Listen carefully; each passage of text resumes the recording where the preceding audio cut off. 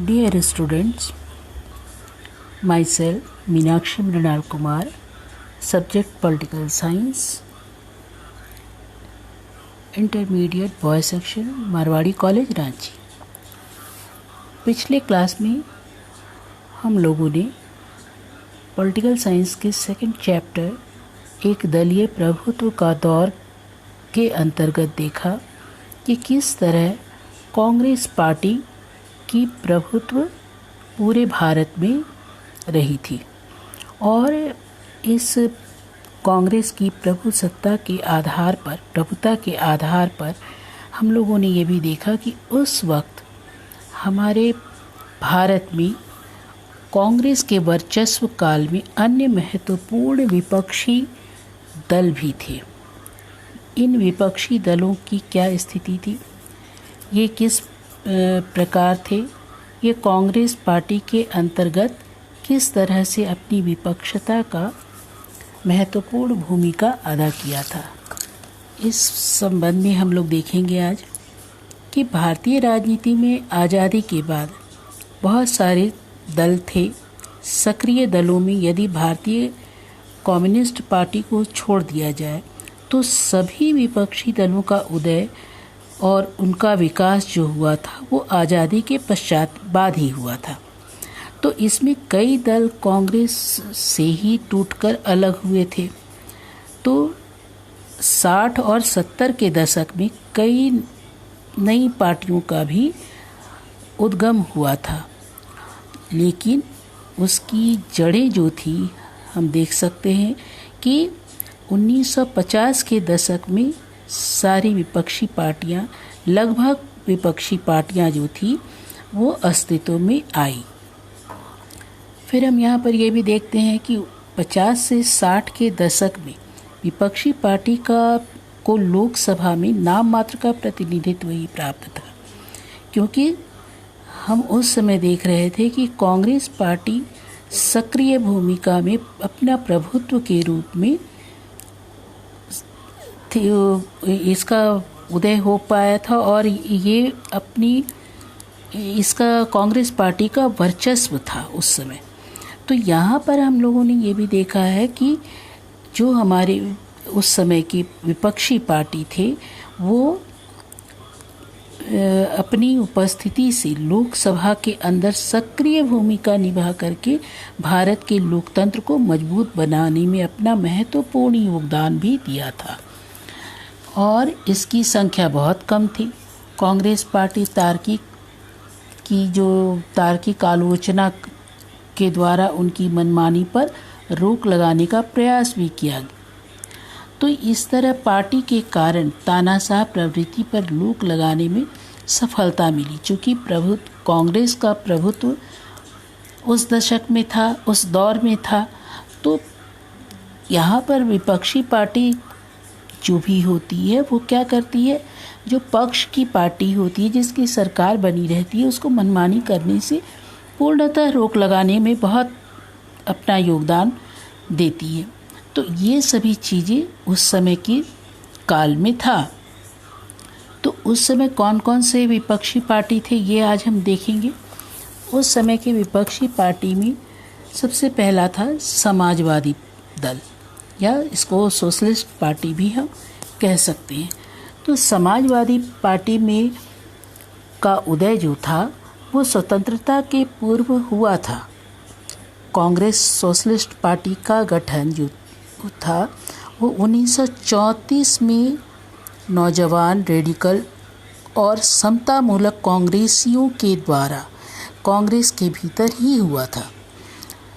1948 में सदस्यों को दोहरी पार्टी सदस्यता होने से रोकने के लिए कांग्रेस ने अपने संविधान में संशोधन क्या किया कि वो जो एक सोशलिस्ट पार्टी का निर्माण कर चुके हैं और वो दोनों पार्टी में नहीं रहेंगे, यानी कांग्रेस में उनकी सदस्यता और अपनी पार्टी की सदस्यता, दो पार्टी के सदस्य एक साथ नहीं रहेंगे। तो कई राज्यों में ये भी देखा गया कि कई यद्यपि पार्टी की मौजूदगी कई राज्यों में थी, सोशलिस्ट पार्टी बहुत सारे राज्यों में थी, लेकिन चुनावी सफलता जो थी वो उसको नहीं मिल पाया था। तो सोशलिस्ट और लोकतांत्रिक समाजवादी विचारधारा पर विश्वास करते थे ये सोशलिस्ट पार्टी के लोग, और इसमें उन्हें दोनों कांग्रेस और कम्युनिस्ट से अलग किया गया था।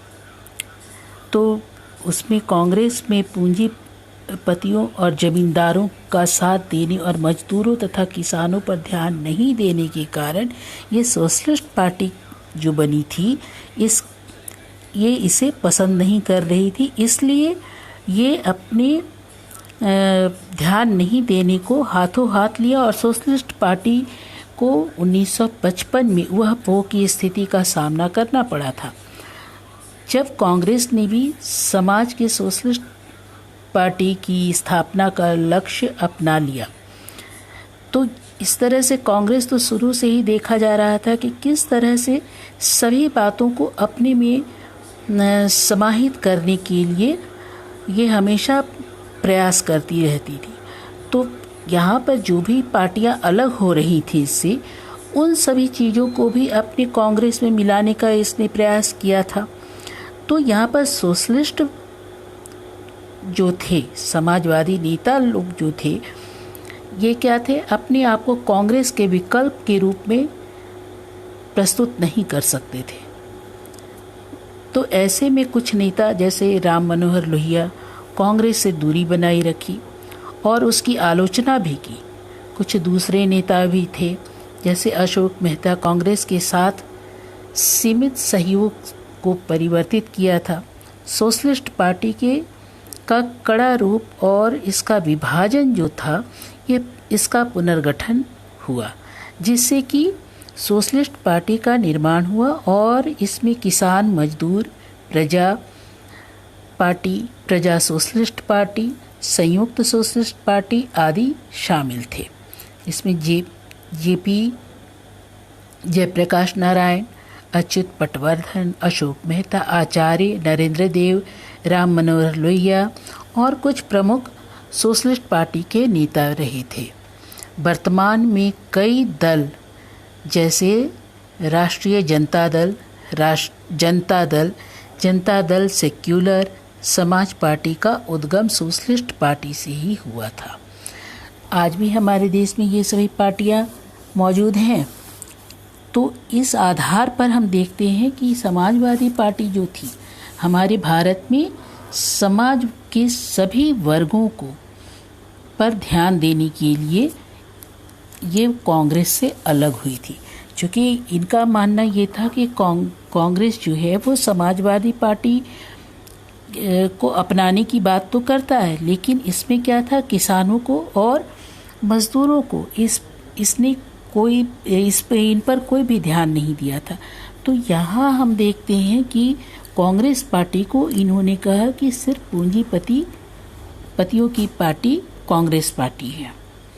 जो इन लोगों ने समाजवादी दल के जो सदस्यगण थे ये उसे पसंद नहीं कर रहे थे। हालांकि सब शुरू में क्या थे, कांग्रेस के ही मेंबर्स थे, कांग्रेस के ही सदस्य थे, कांग्रेस पार्टी के अंतर्गत ही इनको जाना जा रहा था। लेकिन क्या था कि ये जो चाह रहे थे, यानी कांग्रेस की नीति सब प्रकार से इनको भली नहीं लग रही थी और इसलिए इन्होंने समाजवादी पार्टी को बताया। तो भारत में समाजवादी की स्थापना जो हुई थी 1934 में कांग्रेस के अंदर ही हो चुका था, क्योंकि उस समय कांग्रेस में हम लोग इसके पहले बात में क्या देखे, पहले अध्ययन में देखे कि कांग्रेस किस तरह से सभी लोगों को, सभी बुद्धिजीवियों को, सभी उनके विचारों को, सभी को खुश रखने का प्रयास किया था और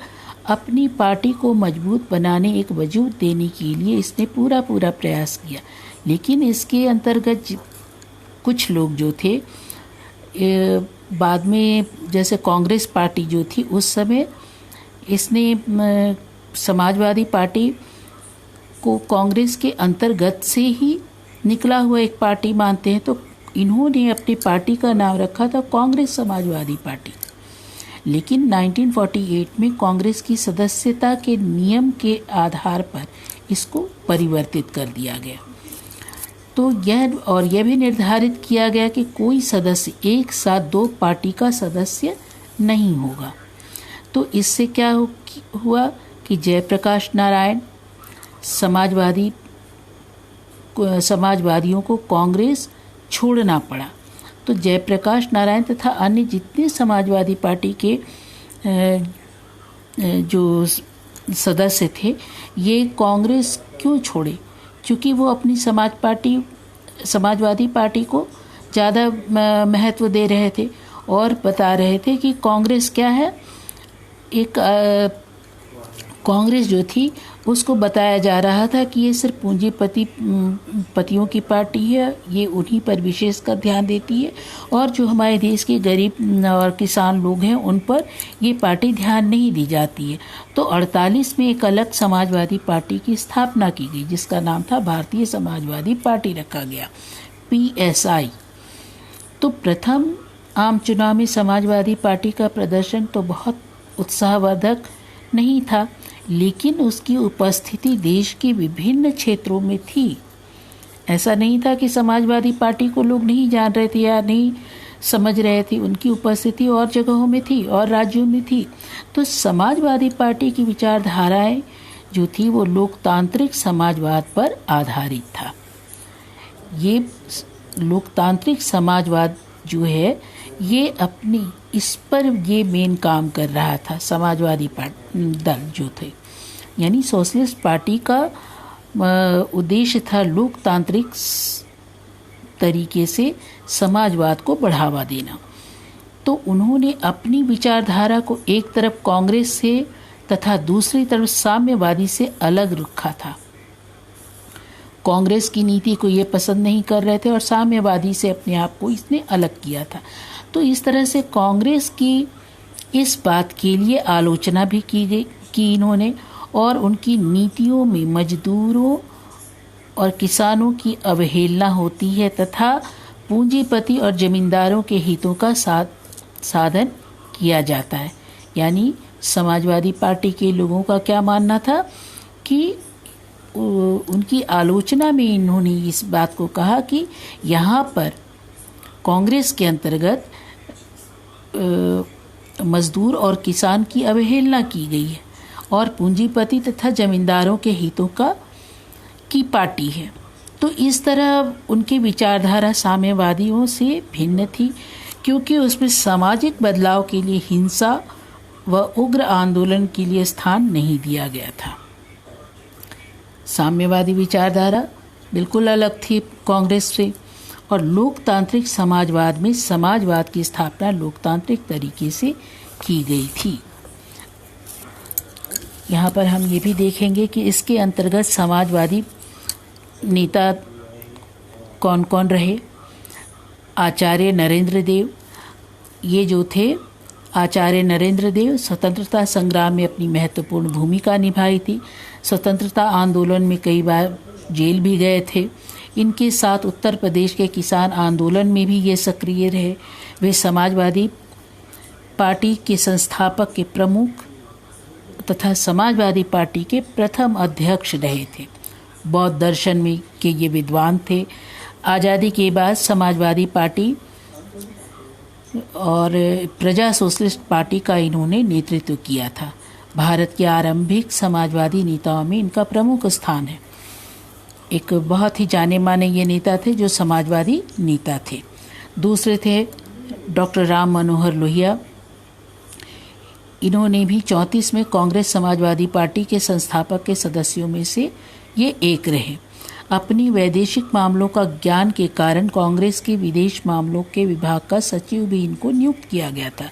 लेकिन फिर हम देखते हैं यहाँ पर कि 1953 में इन्होंने एशियाई सोशलिस्ट कांग्रेस का आयोजन भी किया। राम मनोहर लोहिया ने 1952 में प्रजा सोशलिस्ट पार्टी की स्थापना की थी और 1960 के दशक में गैर कांग्रेसवाद की विचारधारा के प्रबल समर्थक थे।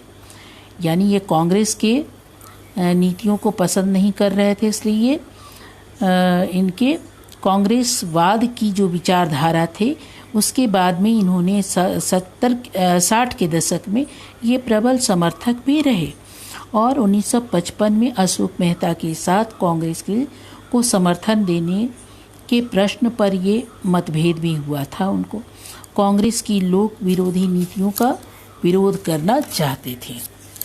तो इस तरह से हमने देखा कि दूसरे नेता जो थे ये डॉक्टर राम मनोहर लोहिया थे। तीसरे प्रमुख जो नेता थे जयप्रकाश नारायण, इनका नाम आप लोगों ने सुना होगा। कभी कभी इनकी जीवनी के बारे भी कभी पूछ लिया जाता है कि जयप्रकाश नारायण कौन थे, ये किस पार्टी को समर्थन किया। तो उसमें आप लोग ये छोटा सा उनकी भूमिका के बारे में आप बता सकते हैं कि किस तरह से इन्होंने देश के लिए काम करना चाहा, देश में समाजवाद को लाना चाहा। इन सभी चीज़ों के साथ ही इन्होंने सोशलिस्ट पार्टी से जुड़े थे, क्योंकि ये भी शुरू में क्या थे, कांग्रेस के ही सदस्य थे जितने भी नेता थे, लेकिन कांग्रेस में कुछ बातों को लेकर के उससे अलग हो गए। हालांकि नेहरू ने इन्हें विशेष पद भी देने का आग्रह किया था, लेकिन ये पद लोलुपता नहीं थी, इसलिए ये अपनी समाजवादी पार्टी को ही ज़्यादा अच्छा मान रहे थे और समाजवादी पार्टी के एक समर्थक थे और बहुत ही जुझारू नेता थे। जयप्रकाश नारायण स्वतंत्रता संग्राम के विशेषकर 1942 में भारत छोड़ो आंदोलन में महत्वपूर्ण भूमिका निभाई थी।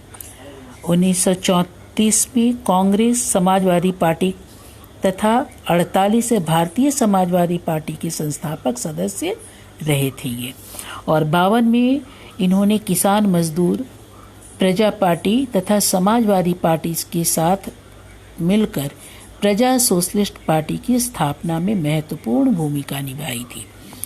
फिर 1954 में सक्रिय राजनीति से संन्यास लेकर इन्होंने सर्वोदय आंदोलन में भाग लिया था और 1970 में के दशक में कांग्रेस की तानाशाह नीति के विरुद्ध पुनः सक्रिय होकर राजनीति में आए थे।